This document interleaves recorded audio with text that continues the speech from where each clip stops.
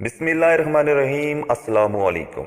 ये तो सभी मानते हैं कि मुग़ल बादशाह शाहजहां का बनाया ताज महल दुनिया भर में मोहब्बत की सबसे बड़ी निशानी है। 5 स्टार होटलों के मालिक हों या चाय की पत्ती बेचने वाली मल्टी नेशनल कंपनियां, इंडिया पाकिस्तान के छोटे बड़े शहरों में मिठाई की दुकानें, ये सब ताज महल और उनसे मंसूब मोहब्बत की लाजवाल दास्तान के नाम लेवा है। सफ़ेद संगमरमर की इस इमारत पर किताबें लिखने वाले तारीखदान या इस कहानी पर फिल्में बनाने वाले हदायतकार, ताज महल को अपनी शायरी का मौजू बनाने वाले शायर हों या उन शायरों में आहें भरते नाकाम आशिक, सभी मुगलिया सल्तनत की 5वीं ताजदार शहाबुद्दीन मोहम्मद शाहजहां की बनवाई गई इस यादगार के सहार में जकड़े नजर आते हैं। लेकिन अब 400 साल बाद एक और शाहजहां ने आगरा वाली उस मशहूर यादगार से कोई 800 किलोमीटर दूर सिंध की सराह में एक नया ताजमहल खड़ा कर दिया है।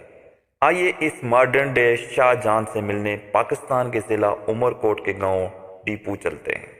इस गांव में आप किसी भी रास्ते चलते शख्स से पूछें कि वो साहब कहाँ रहते हैं जिन्होंने ताजमहल बनाया है, तो कोई आपको हैरान कुन आंखों से नहीं देखेगा, बल्कि वो आपको सीधा उसके घर के दरवाजे तक छोड़कर आएगा। लंबी सफेद दाढ़ी वाले 65 साल अब्दुल रसूल पली को यहाँ हर कोई जानता है। वैसे तो वो इलाके के बड़े जमींदार और 9000 एकड़ जमीन के मालिक है, लेकिन उनकी असल वजह शोहरत वो इमारत है जो उन्होंने गांव के कब्रिस्तान में बनवाई हुई है। तालीम के लिहाज से वकील, पेशे से जमींदार और दिल के गुमर अब्दुल रसूल सन 1980 में पहली बार इंडिया गए तो वो आगरा पहुंचते ही अपने इंडियन दोस्त से रिक्वेस्ट की कि उन्होंने ताजमहल देखना है। उनके दोस्त ने पाकिस्तानी मेहमान की मेहमान नवाजी करते हुए दुनिया की सबसे मशहूर इमारत के सामने लाके खड़ा कर दिया। अब्दुल रसूल पल्ली पर सफेद संगमरमर की इमारत ने ऐसा जादू किया कि वो काफी अरसा तक उससे बाहर ना निकल सके। वो उमरकोट लौटे तो ख्वाब में ताजमहल देखने लगे। उन्होंने इस बात का जिक्र अपनी बीवी से की, जो कि सादा लो देहाती औरत थी। उन्होंने कहा कि तुम ताजमहल देख कर आए हो, इसलिए ऐसे ख्वाब आ रहे।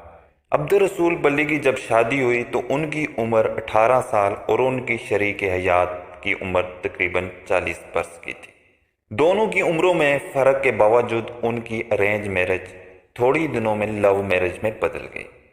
उनकी बीवी पढ़ी लिखी तो नहीं थी, लेकिन कुरान की तिलावत जानती थी और सिंधी में लिखी हुई किताबें भी पढ़ लेती थी। वो गांव की देहात की अक्सर औरतों की तरह घर के काम संभालती, सिलाई कढ़ाई करती थी और लजीज खाना भी बनाती थी। उनके हाथों के पके लजीज खानों का मज़ा आज भी अब्दुल रसूल की ज़ुबान पर है। अब्दुल रसूल पली अपनी महबूब बीवी के साथ गुजारा गया वक्त आज भी याद करते। जिंदगी के 40 साल यूं ही पलक झपकते गुजर गए। सन 2015 में एक दिन अचानक उनकी बीवी बेहोश हो गई।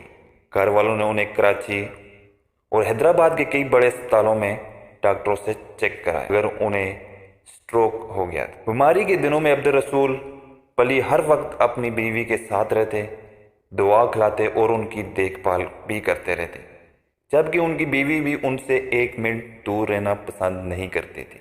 इलाज कई हफ्ते चला, लेकिन एक दिन जब अब्दुल रसूल सोकर उठे तो देखा उनकी एहलिया बेहोश पड़ी हुई। बहुत कोशिश के बाद भी वो होश में नहीं है। इस तरह वो दुनिया से चली। बीवी की वफात के चंद दिन बाद ही अब्दुल रसूल पली को बरसों पुराना ख्वाब याद आया। उन्होंने ठान ली कि शाहजहां की तरह वो भी अपनी बीवी के लिए एक यादगार महल तमीर कराए। दिल की सुनकर अब्दुल रसूल पली ने इरादा तो कर लिया, लेकिन मुगल बादशाह के खजाने का मुकाबला कहाँ कर पाते। फैसला किया कि वो 20 फुट ऊंचा और 18 फुट चौड़ा छोटा ताजमहल बनाएंगे। जहां पर शाहजहां ने 20,000 कारीगरों और मजदूरों की फौज जमा की थी, वहां बहुत ढूंढने पर अब्दुल रसूल के हाथ गांव की मस्जिद बनाने वाला मिस्त्री ही लगा। लेकिन अब्दुल रसूल ने हिम्मत नहीं हारी। पुरानी तस्वीरों के एल्बम से इंडिया यात्रा की धंधली तस्वीर निकाली और बीवी की मोहब्बत और मिस्त्री शेर मोहम्मद के हुनर के भरोसे मकबरे की तमीर शुरू कर दी। अब्दुल रसूल और शेर मोहम्मद ने ज़हन में इमारत का नक्शा तैयार किया, जमीन पर लकीरें लगाई और बुनियादों की खुदाई शुरू कर दी। अब्दुल रसूल पल्ली ने तमाम दिन हाथों में ताजमहल की पुरानी तस्वीरें थामे मजदूरों के साथ खड़े होकर काम करवाते। जैसे जैसे इमारत की दीवारें ऊंची होती गईं, मुखालफत की आवाज़ें बुलंद होती गईं। किसी ने इसे बिदअत करार दिया, کوئی اسے فضول خرچی سے تعمیر کرنے لگا، لیکن عبدالرسول پلی نے منع کرنے والوں کے باوجود کسی کی ایک بھی نہ سنی۔ عبدالرسول دل کے تو بادشاہ تھے لیکن جیب خالی تھی، پھر بھی اس وجہ سے کبھی کام رکا نہیں۔ جیسے تیسے ان کی زمین کی آمدنی آتی وہ خرچ کرتے گئے۔ منی تاج محل کی دیواریں گنبد تیار ہوئے تو ان پر پتھر لگانے کا مرحلہ آیا۔ شاہ جہاں نے تو اپنے شاہکار کے لیے سفید سنگے مرمر ہاتھیوں پر لدوا کر راجستھان سے منگوایا تھا، لیکن عبدالرسول کی پہنچ میر پور خاص اور حیدرآباد تک کی تھی، جہاں سے ماربل اور سرامک ٹائلز دھواں اڑاتی ہوئی سزوکیوں پر لائی گئی۔ جہاں شاہ جہاں کا تاج محل بننے میں 22 برس لگے، وہاں عبدالرسول کا ماسٹر پیس صرف 6 مہینے میں ہی تیار ہو۔ انہوں نے مستری سے اخراجات کا حساب مانگا تو معلوم ہوا عمارت پر 12 لاکھ روپے خرچ ہو چکے، جبکہ شاہ جہاں نے اپنے شاہکار پر 3 کروڑ روپے لٹائے تھے۔ عبدالرسول پلی کا تاج محل دیکھنے میں کچھ شاہ جہاں کے تاج محل جیسا تو ہے، لیکن بہرحال اصل نہیں، مگر ان کے لیے سب کچھ ہے۔ اب وہ اپنا زیادہ وقت یہیں گزارتے ہیں، بیوی کے ساتھ بتائے دنوں کو یاد کرتے ہیں،